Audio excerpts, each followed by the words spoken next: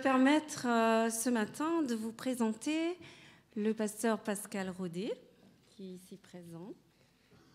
Bonjour Pascal. Alors Pascal est responsable à l'Union des églises franco-belges adventistes. Donc il a été nommé responsable du pôle éducation l'année dernière en 2013, mais sachant que c'est son deuxième mandat puisqu'il a été nommé la première fois en 2008. Pour remonter un petit peu depuis le début, Pascal est devenu pasteur en 1992. D'abord, il a été pasteur stagiaire ici même, à l'église de Strasbourg, puis à Nantes, Champigny, Créteil, Paris-Sud, et il a été nommé à la fédération en 2001 comme responsable de la jeunesse. Donc, Pascal a été notre invité ce week-end pour nous parler des Kids in Discipleship. Et donc, je vais lui laisser la place. Je pense qu'il y a même le mieux de vous en parler. Mais avant tout, je vais inviter Nolwenn à venir nous lire le texte qui se trouve dans 2 Timothée, chapitre 2, versets 1 à 7.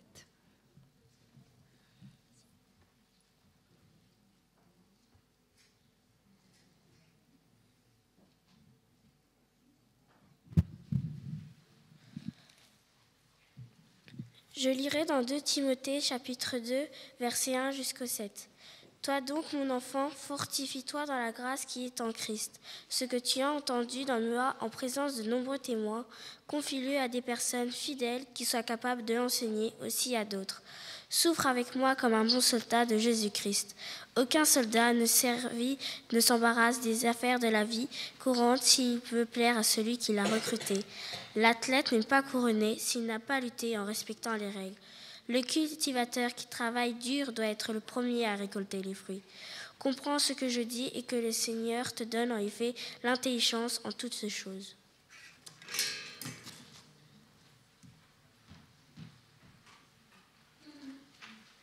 C'est un plaisir pour moi, en effet, de vous retrouver. Un plaisir parce que, comme l'a rappelé Lisby, ça fait un certain temps que je suis venu la première fois ici. Alors, c'est 91, ça fait loin, ça fait plus de 13 ans maintenant. Il y a des choses qui sont passées, d'autres où je retrouve des visages connus, et c'est un plaisir de pouvoir vous retrouver. Un plaisir pour plusieurs choses. D'abord vous, ensuite l'Alsace. La première fois que nous sommes venus ici, en Alsace, ça a été vraiment un plaisir de découvrir la région. Elle a oublié une église d'ailleurs avant d'être responsable de la fédération au niveau de la jeunesse. J'ai été aussi pasteur à Colmar. Donc, ça fait 2 fois que nous venons en Alsace. On dit jamais 203. Hein. Donc, peut-être que lorsque j'aurai fini mon mandat, peut-être que le prochain poste serait en Alsace. Salutations aussi de l'Union franco-belge, son président et tous les collaborateurs que nous sommes. Nous nous sommes retrouvés d'ailleurs avec tous les responsables des 3 fédérations jeudi pour faire un peu les grandes orientations. Donc on s'est échangé les informations, on s'échange aussi les lieux où l'on va, et donc à chaque fois on partage les salutations aux églises que nous rencontrons. Ma femme n'a pas pu venir, elle est en week-end Tison aujourd'hui, elle a toujours un cœur aussi en Alsace, ça a été un moment inoubliable pour elle aussi. Mes enfants sont grands, j'en parle pas forcément, j'en parle quand ils sont pas là. Mais comme je vois que des caméras, je ne sais pas si ça va se retrouver sur Internet, alors ils m'ont fait comprendre que c'est leur vie et que tu n'as pas besoin de le dire à tout le monde. Bien, mes enfants, d'accord, ça marche. Il y a un moment donné où j'ai aussi compris beaucoup de l'histoire alsacienne lorsque nous avons visité le musée d'Alsace, à côté de Mulhouse. l'écomusée.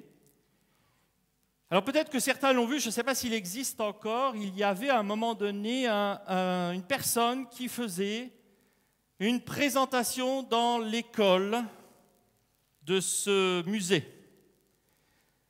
Alors je vais l'expliquer un peu parce que je trouve la chose assez intéressante. C'est donc un personnage qui arrive à parler les 3 langues, français, allemand, alsacien, qui est dans une vieille maison alsacienne, une vieille école alsacienne avec des vieux bancs alsaciens. Et il essayait d'expliquer l'histoire alsacienne au travers des écoles. Et il expliquait, voilà, vous avez ici un bureau, des bancs, ce sera la partie française. Ensuite, il allait de l'autre côté, vous avez un bureau, des bancs, ce sera la partie allemande. Et puis, quand je vous présenterai l'histoire, je me mettrai entre les deux. C'était très intéressant, parce que quand il était en français et qu'il expliquait, tout allait bien pour moi. Donc, il faisait quelques cours de mathématiques ou d'histoire à la française.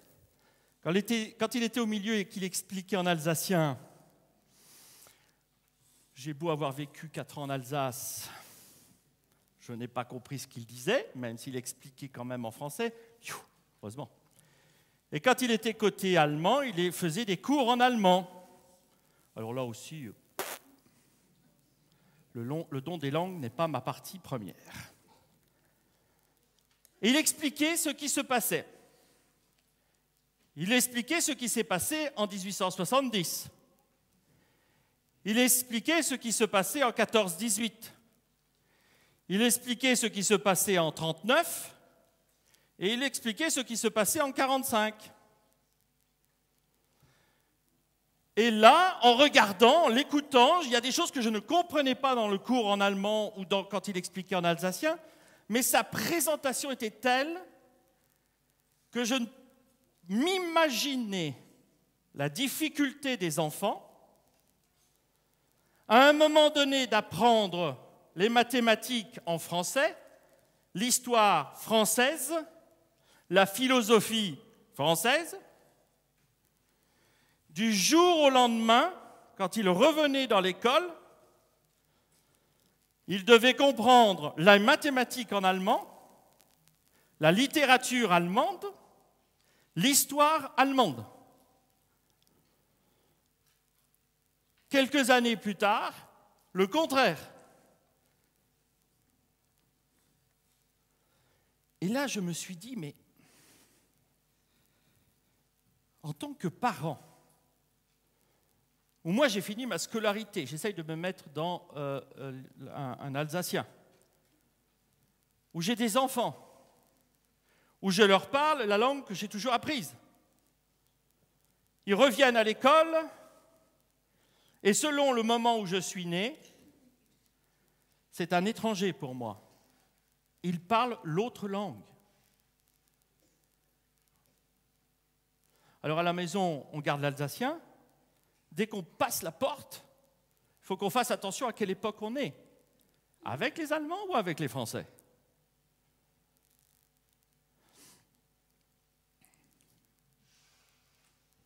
Et je peux comprendre tout à fait aussi, lorsque je suis arrivé, on m'a expliqué, vous savez frère, quand on nous demande si on est plutôt allemand ou plutôt français, on répond toujours, on est alsacien.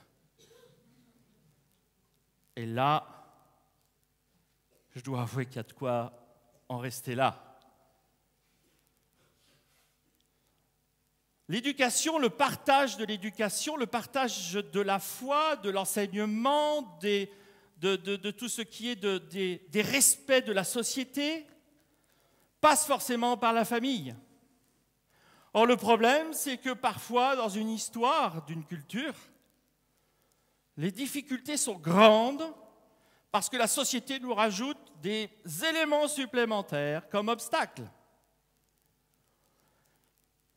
L'éducation a été un des éléments les plus importants de l'Église adventiste à sa naissance. Très tôt, l'Église a dit qu'il faut faire quelque chose. Nous sommes une des communautés chrétiennes les plus en avance sur l'éducation. La seule difficulté peut-être, c'est qu'aujourd'hui, nous sommes en avance sur l'éducation scolaire. Parce qu'on ne se posait pas de questions avant sur l'éducation de la famille. Nous étions habitués à, en tant que parents, donner de l'enseignement et du partage de la foi, de la morale, du respect envers l'autre, de l'histoire de la famille, de d'où on vient, de ce que l'on a fait, etc. Au jour d'aujourd'hui, encore une fois, la société nous a rajouté des obstacles. Ce n'est plus à cause de la guerre comme il y a eu en Alsace, c'est d'autres éléments, mais des éléments qui sont ici des obstacles. À tel point que la majorité dans la société occidentale, c'est l'éducation scolaire, ça c'est les profs qui doivent s'en occuper. L'éducation morale, ça c'est la police qui doit s'en occuper. Quand ça ne va pas, ils n'ont qu'à s'occuper des jeunes. Ou des éducateurs spécialisés. Bref, l'État. Dans ce qui est de l'éducation familiale, qu'est-ce que je vais bien pouvoir te partager? La famille, elle est éclatée. Qu'est-ce que je vais prendre de l'histoire de la famille? Et dans notre cas, il y a un élément supplémentaire, la foi. La foi, c'est l'Église qui s'en occupe. L'école du sabbat est là pour ça. À eux de faire apprendre aux enfants la foi. Ou le département jeunesse, ou le MAE, etc. Parce que c'est vrai que la société nous a de temps en temps plus ou moins poussés à ce cloisonnement. Ça, c'est un obstacle. Cloisonnement de par l'habitude sociale, cloisonnement aussi par le temps. Nous n'avons plus le temps. Nous n'avons plus les moyens de prendre le temps. Pourquoi prendre du temps pour les enfants, pour les jeunes? Pourtant, très tôt, un des textes fondateurs de l'éducation dans l'Église adventiste a été le texte de Deutéronome. Je suis sûr que tout le monde le connaît. Deutéronome, chapitre 6, versets 4 à 9, qui est d'ailleurs un des textes fondamentaux pour les Juifs, Schéma Israël, où il est ici rappelé, à partir du verset 4 de ce chapitre 6, « Écoute Israël, l'Éternel notre Dieu est le seul éternel. Tu aimeras l'Éternel ton Dieu de tout ton cœur, de toute ton âme, de toute ta force. Et ces commandements que je te donne aujourd'hui seront dans ton cœur. Tu les inculqueras à tes enfants, tu en parleras quand tu seras dans ta maison, quand tu iras en voyage, quand tu te coucheras, quand tu te lèveras. Tu les liras comme un signe sur tes mains, et ils seront comme des frontons entre tes yeux. Tu les écriras sur les poteaux de ta maison et sur tes portes. » C'est un texte qui est un des textes qui a énormément influencé l'éducation adventiste. Influencé sur les méditations en famille, influencé sur les cultes de famille, influencé sur qu'est-ce que je dis à mes enfants lorsque je suis en voyage, lorsque je vois des choses, lorsque je partage des choses par rapport à ma foi, par rapport à la foi qu'il peut découvrir. Dans ce texte ici, c'est vrai que nous sommes restés très longtemps sur le culte de famille. Mais au travers de ce texte, comme vous pouvez le constater, c'est dynamique. Ce n'est pas statique, ce n'est pas un moment de la famille, tout le temps, systématiquement, là. Il y a un côté supplémentaire. Quand tu te coucheras, quand tu te lèveras, quand tu iras en voyage, Comme si ici le texte, Dieu voulait nous rappeler à tout moment de ta vie, n'oublie pas de partager ce que ta foi fait dans ta vie à tes enfants. Qu'est-ce qui se passe aujourd'hui? Comment je me sens, moi, avec mon Dieu? Mes difficultés? Oui, j'ai des difficultés. On va prier ensemble alors. Est-ce que mes enfants ont l'âge de partager cette difficulté? Peut-être. Prions ensemble alors. Tu as une difficulté à l'école? Laquelle? Tu as des problèmes avec des copains, des camarades? Quelle est la difficulté dans laquelle tu te retrouves là, maintenant? Une difficulté relationnelle? Tu trouves qu'il y a certains de tes camarades qui insultent d'autres camarades? Comment toi tu te comportes en tant que chrétien? Est-ce que tu veux partager quelque chose avec moi? Est-ce que tu veux partager quelque chose avec Dieu? Est-ce que tu veux qu'on en fasse un sujet de prière? Est-ce que je peux t'expliquer ce qui risque de se produire dans ces difficultés-là? Émotionnellement, il t'arrive, comment tu te ressens face à ça?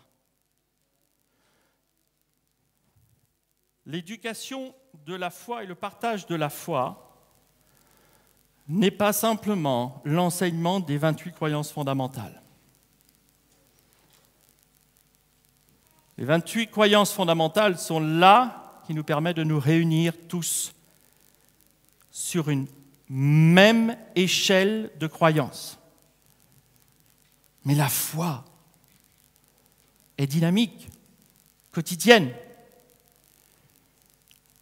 La foi, c'est ce qui se vit au quotidien, tous les jours.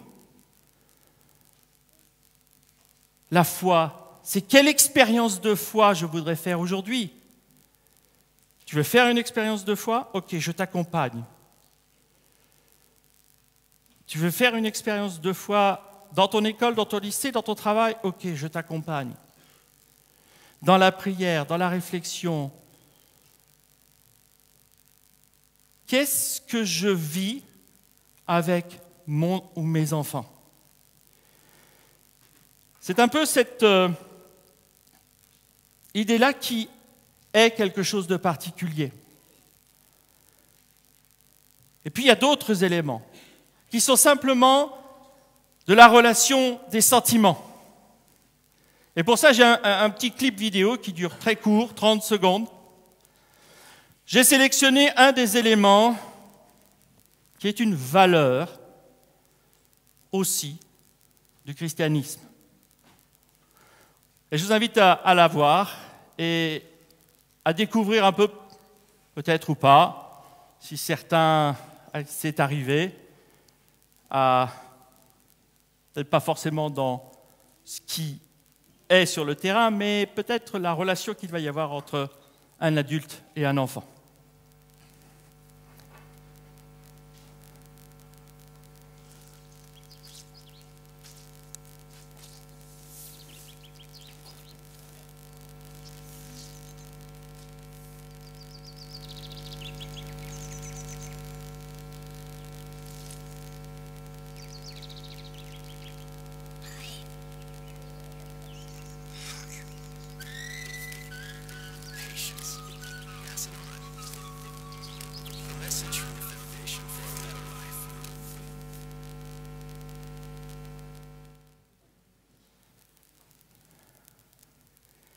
Certains sourient, d'autres sourient jaunes, d'autres se disent « Non, jamais mon enfant m'a fait un coup pareil ».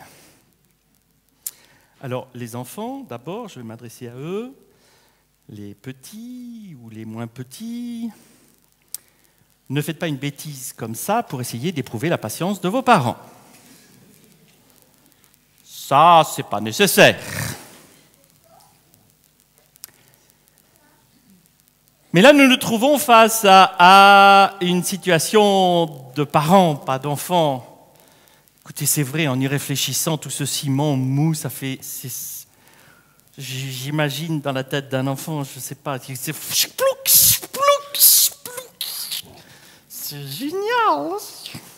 Ça fait un bruit bizarre, c'est mou aussi.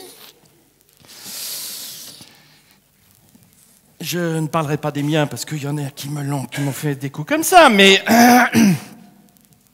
et moi dans tout ça, comment je fais?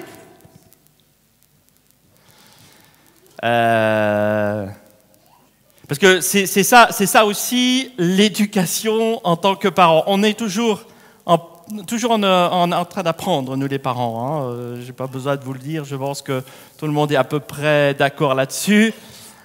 Quand arrive à un moment donné l'enfant qui vous fait un coup comme ça, vous savez, il y a une montée là, je ne sais pas, c'est d'adrénaline, questionnement, moment où la tête commence à rougir. Bon, moi, je n'ai pas besoin de grand-chose pour rougir, mais...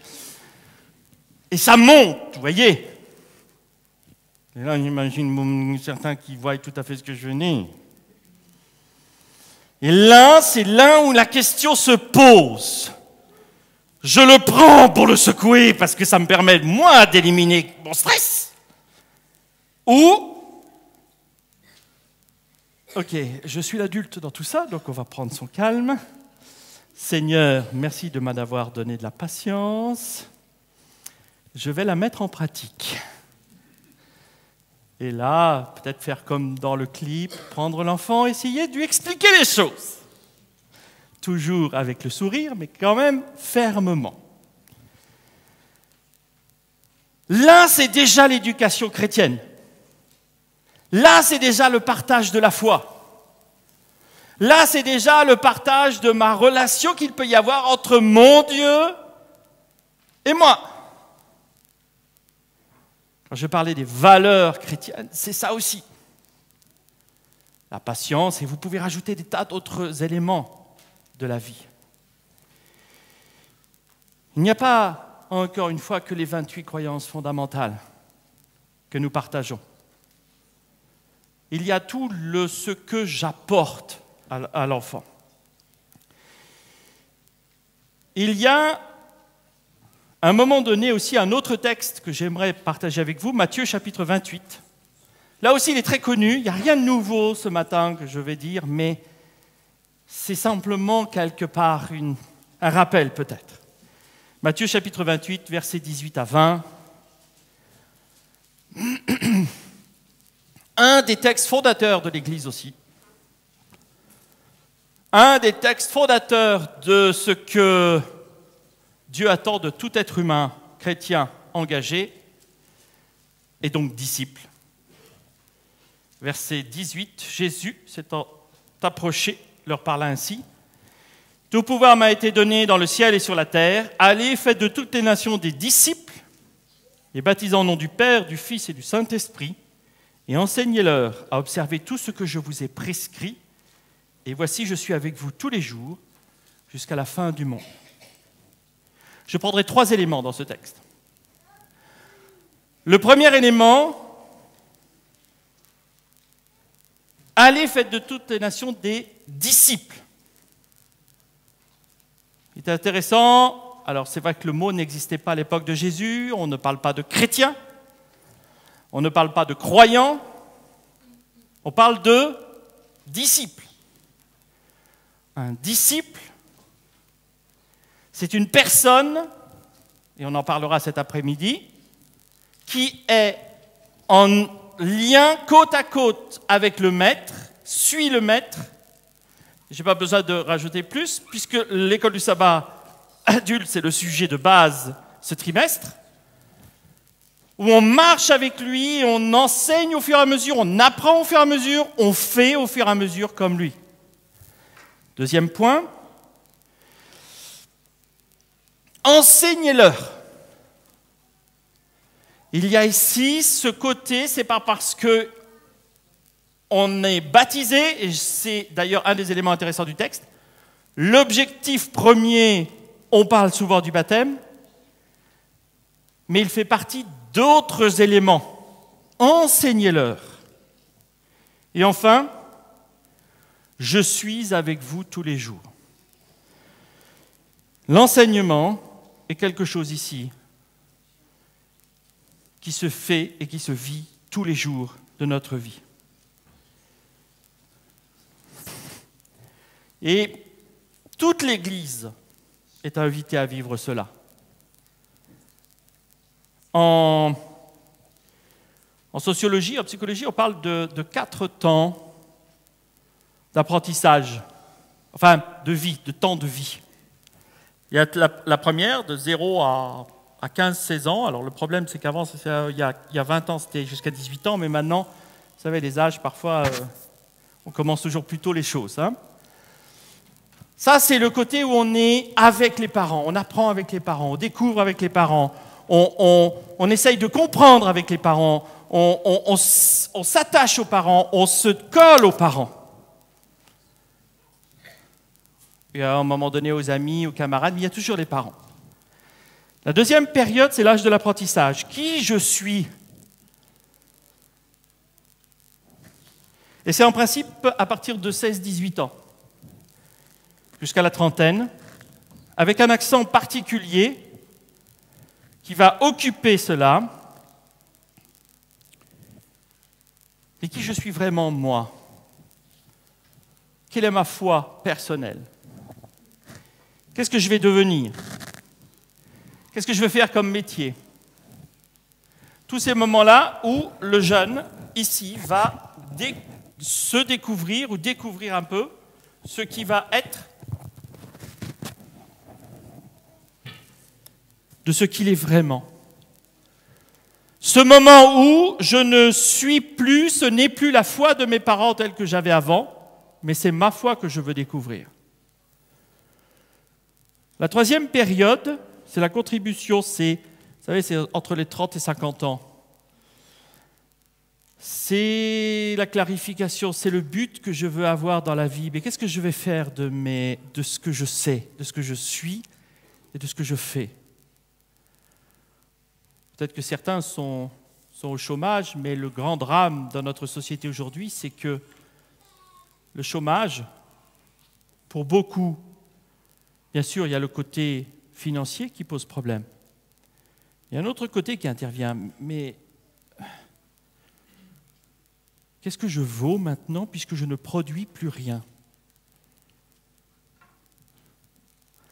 Entre 30 et 50 ans, 60 ans, c'est qu'est-ce que je produis, qu'est-ce que je fais moi, pour la société, pour l'Église, pour le groupe, pour différentes choses. Et la dernière partie, vous savez, c'est pas loin de la retraite. M'investir pour qui et en quoi? C'est un peu le sous-entendu. Et la relève derrière, qu'est-ce que je vais pouvoir leur donner pour ma relève? Moi, je m'en vais, c'est fini. Mais après, qu'est-ce que je peux encore donner, moi, à ceux qui vont venir? Et à qui? À qui je peux partager quelque chose? Ces questions-là, il y a 50 ans, on ne se les posait pas, c'était naturel. La dernière étape, à qui je donne, je partage, à qui je livre les choses, c'est à mes enfants, c'est l'héritage, c'est la famille, c'est le nom de la famille. Ça va être de moins en moins ça.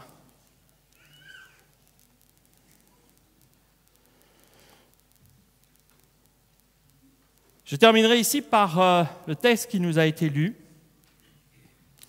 Nous reprendrons ces 4 éléments-là durant ce week-end, parce que c'est un peu aussi des éléments fondateurs de ce ministère KID, enfants disciples. Comment permettre aux enfants de devenir un disciple? On va parler des parents et des enfants, mais pas seulement, parce que chacun et chacune, comme vous l'avez compris, nous sommes là pour partager quelque chose, la foi, être un coach, un mentor. C'est ce qui était Paul pour Timothée. Dans le texte qui nous a été lu, plusieurs éléments montrent le souci de Paul dans cet élément-là. Chapitre 2 de deuxième épître à Timothée, où Paul rappelle ici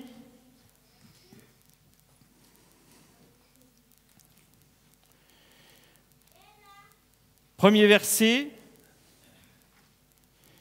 Toi donc, mon enfant, puise tes forces dans la grâce que nous est accordée dans l'union avec Jésus-Christ, et l'enseignement que tu as reçu de moi.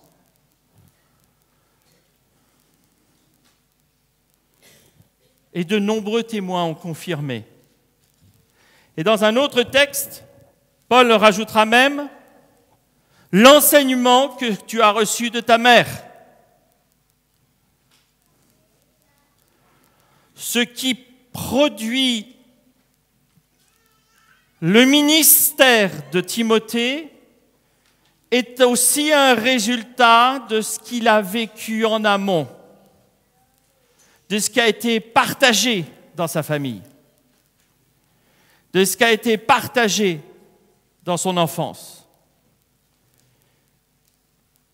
Ce qu'on ressent ici dans ce texte, c'est un Paul qui a été un peu le coach de Timothée, où quotidiennement il lui a dit « Allez, on avance. Aujourd'hui, on va faire une expérience de foi. On va vivre quelque chose ensemble. » On a ici un texte qui nous dit « Ensemble, nous vivons des expériences de foi. » L'expérience d'un culte n'est pas une expérience de foi. L'expérience d'un culte ce matin, ici, c'est avant tout, ensemble, rendre grâce à Dieu, s'exhorter. Et comme disent les Américains, et so what? Qu'est-ce qu'on fait après? On s'arrête là? C'est comme dans les moments de méditation de la famille, tous les jours, le matin ou le soir. On a lu un texte, on a prié, ok, et maintenant, qu'est-ce qu'on fait?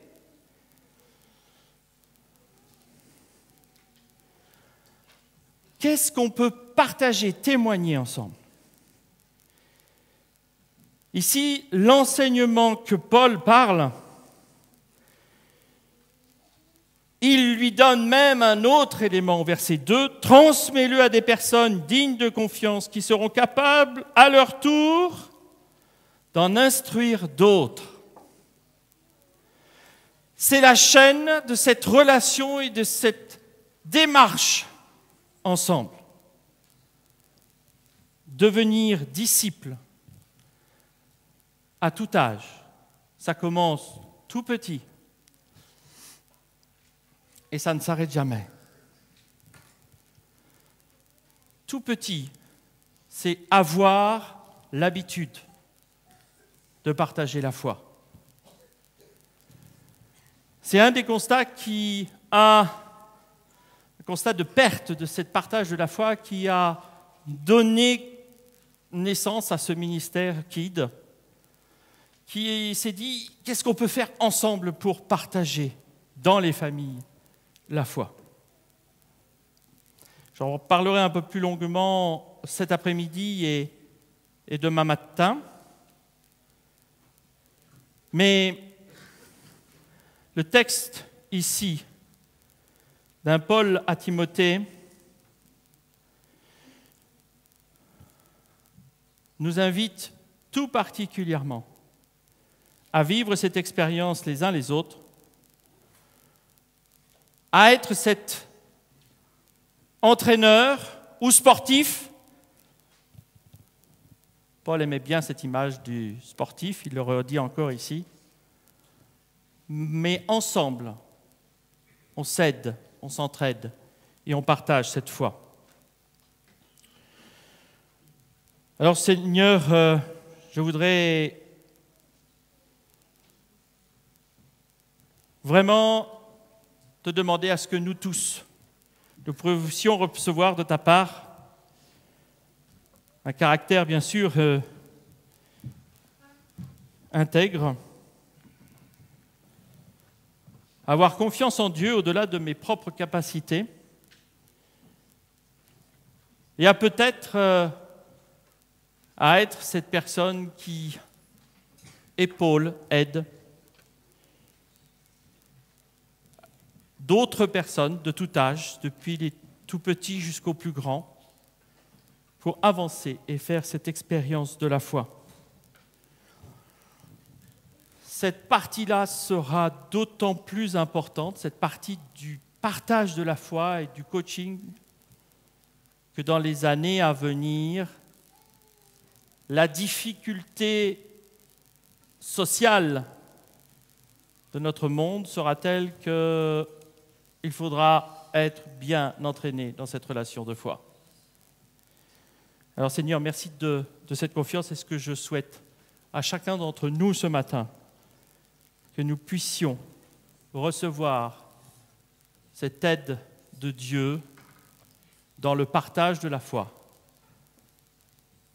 dans la vie et dans la découverte de la foi, et que nous soyons tous disciples pour aider d'autres à le devenir. Amen.